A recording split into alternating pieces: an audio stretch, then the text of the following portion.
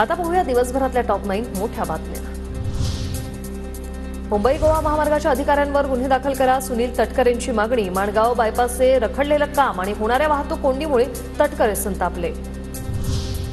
आमदार सुरेश धसांनी माफी मागितल्यामुळे मी कायदेशीर कारवाई करणार नाही, माझ्याकडून या प्रकरणावर पडदा टाकते। सुरेश धस यांच्या दिलगिरीनंतर प्राजक्ता माळीची पहिली प्रतिक्रिया।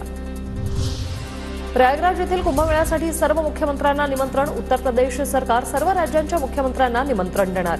13 जानेवारीपासून महाकुंभ मेळावा तर 15 जानेवारीला पुण्याहून कुंभमेळ्यासाठी विशेष भारत गौरव रेल्वे धावणार।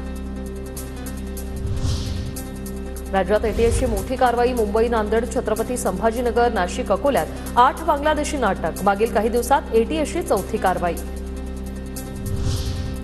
पुण्याच्या हडपसरमधील हॉटेल व्यावसायिक सतीश वाघ हत्या प्रकरण, आरोपींच्या बँक खात्यांचा तपशील तपासणार, तर मोहिनी वाघची येरवडा कारागृहात रवानगी।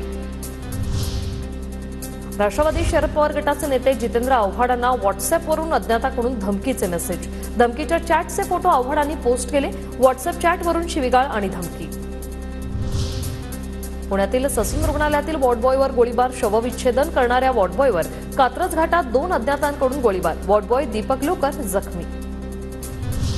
पुण्यात 31 डिसेंबर निमित्त दारू नको दूध प्या या उपक्रमाचं आयोजन। कसब्याचे आमदार हेमंत रासने यांच्याकडून पुण्यातील अलका चौकात दारू नाही तर दूध पिण्याचं आवाहन। महायुती सरकारचा शेतकऱ्यांना दिलासा, सोयाबीन खरेदीची मुदत 7 दिवसांनी वाढवली। पणन मंत्री जयकुमार रावल यांची माहिती, गरज भासल्यास अतिरिक्त केंद्र उभारणार असल्याची माहिती। आंतरराष्ट्रीय व्यापारमध्ये सुद्धा या मार्केट कमिटीचं नाव आहे, त्याबद्दल आम्हा सगळ्यांना अभिमान आहे। मार्केट कमिटी कशा आहेत, काय त्यांचं चालतं, मंत्री म्हणून मी चार्ज घेतल्यानंतर पहिलं इथं पाहण्यासाठी आलोय आणि म्हणून इथल्या संचालक मंडळांनी इथलं कामकाज मला समजून दाखवलं, सांगितलं आणि इथलं मार्केट सुद्धा ते मला दाखवतात।